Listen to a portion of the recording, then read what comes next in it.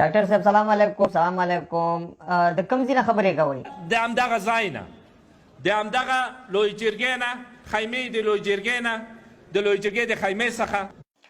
ښه ډاکټر صاحب تاسې ځان برابر کړئ. زه د حاجي صاحب دغه ته ورځم، د حاجي ظاهر ته. ظاهر صاحب تاسې په خیر راغلئ. تاسې پرون چا لیدلي وې، ډېرې ښې جامې م اغوستې وې. دا موږ ته ګوري وایي کالي خوی اغوستي دي، واسکټ دی او پکول یې په سر دی. دا به البته په مونځ هم نه پوهېږي. هسې ډاکټر صاحب اورېدلي مې دي وایي که پګړۍ سړی په سر کړي نو سړی ولسمشر کېږي. دا خبره صحیح ده؟ اوس څه وکړم چې ویسکونه خو نوم نشته ده. اوس څه وکړم، زما دا زړه خو خوار دی. نو اوس څه وکړم، اوس ورپسې ګرځم. اوس ښه تاسو ته خو د پګړۍ انتظام وشو.